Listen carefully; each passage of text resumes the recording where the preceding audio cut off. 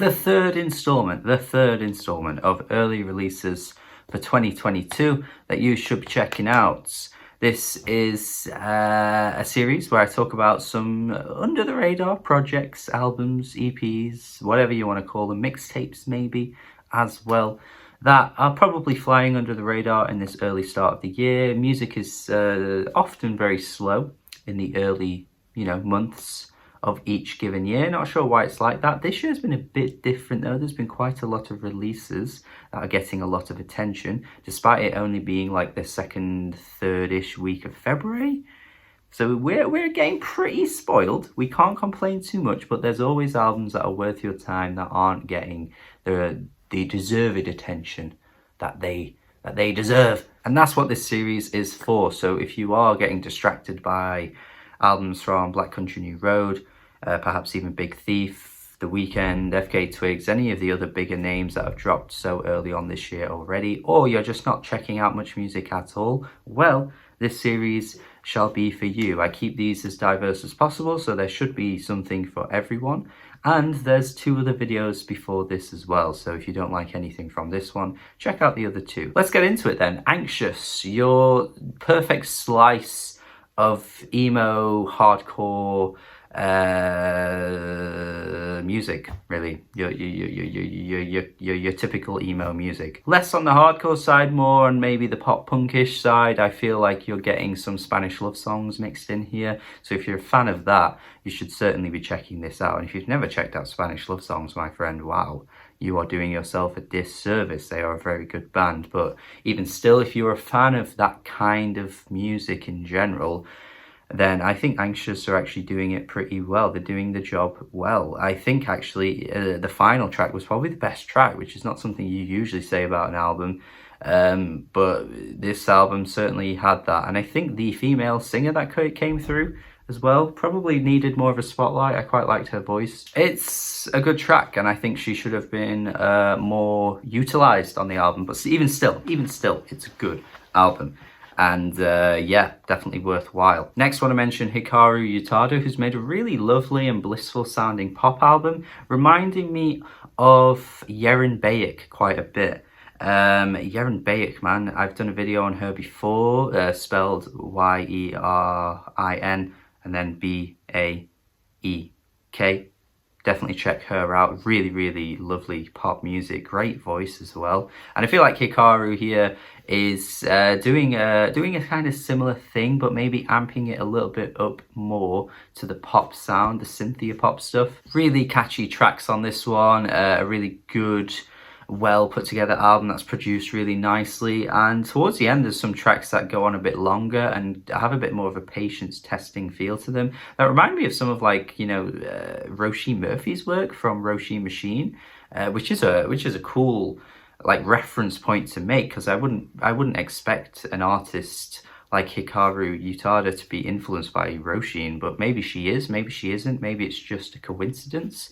But yeah, she brings a sensual tone to her voice on that track, and it's pretty cool. So yeah, it's overall a good album. Some of the tracks do go on a bit, and maybe could have chopped the whole thing down just to maybe like a shorter length, but I still think there's a really good album here. Cate Le Bon is a Welsh artist who put out an album a few years ago that I did not like at all. So going into this one, I was like, nah, I'm not sure if I'm going to like this. But actually, you know what? I think she stepped it up. And I like how minimal this album is, but yet there's a lot of detail within the production that I thought was really ear-grabbing at times. I thought her vocals were a lot better as well, despite not necessarily doing a huge amount, but she brings in some nice expression in her voice throughout too. The second track reminded me quite a bit of something Angel Olsen would do. And overall, I just think this is a really nice listen. I think she's managed to marry the minimalism of her other stuff while pairing it and marrying it together with some really memorable tracks that don't do a lot, but she does a lot with a little, and I like artists that are able to achieve that. So yeah, Cate Le Bon, man,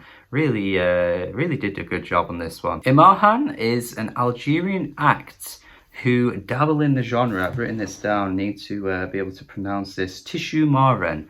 An electric guitar-led style of music, and to be fair, the electric guitar is really, really nice and melodic across this whole album. Some really great vocals, really paired up with this really peaceful atmosphere that they create throughout. If you remember Madhu Mokhtar from last year, they dabble in a similar style of music, although they pair together different genres and blended quite a few styles together in a pretty cool way. I thought the album was pretty good. It was interesting to see so many people hype it up and even put it in their top like 30, 40, 50 lists. I think I even saw it in a few top 10s, which was kind of crazy.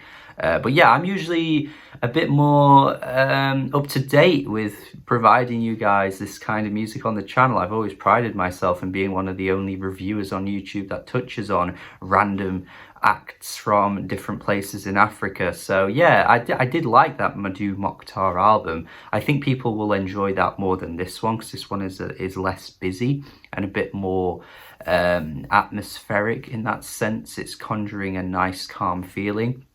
But yeah, I did like that Madhu Mokhtar album also. Just didn't have loads to say about it. And I felt like I was letting myself down because, like I say, I'm usually ahead of the curve with these kinds of releases on the channel. But you know what? Everyone else got to that one quicker than I did.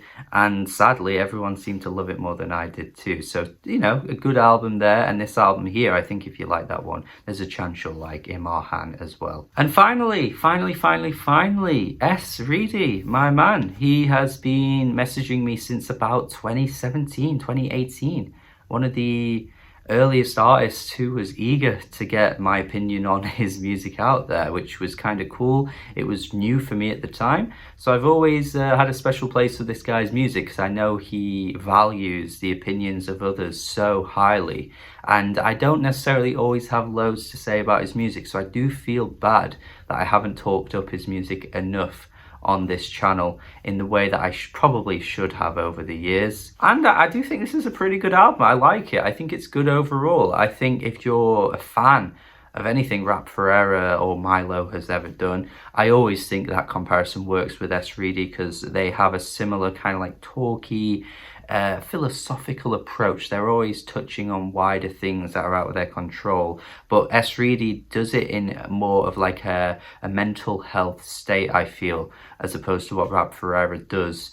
You know, S. Reidy's constantly talking about, like, you know, dealing with depression and struggles and things like that. I mean, I hope he's doing okay, because this album at times does go pretty deep, and I think people that like that kind of emotional side of hip-hop will really dig this. But I still, you know, really hope the guy is doing well. Some of the lines at times can be a bit ugh, but he does a good job of depicting how he's feeling. He does a really good job of that. And there's an open mic eagle feature on this one as well, which is really cool to see. The guy is making moves. He's getting features like this on his albums. A well-respected rapper in the world is on an S. Reidy album. I'm sure he's incredibly happy about that, and the song itself is good too. But yeah, I think this is good. I think because I have been listening to a lot of his music since the start, I don't know if there's a huge amount of progression since his earliest stuff in terms of sound. It still is good, because his earlier stuff was good as well, so the consistency is there. But I would like to see him try and dabble in something a bit different next time. But anyway, like I say, abstract hip-hop fans, maybe even emo rap fans would definitely get a lot out of this. S. Reidy is a good artist. You should check him out. And that's the 5. There are 5 here, and there are 5 in a previous video, and there's another 5 in a previous video. So there you go. If you haven't got enough music to listen to this year, I've just given you 15 projects, 15 albums, 15 EPs since the start of the year. So play all those videos, check out everything I've referenced and hyped up.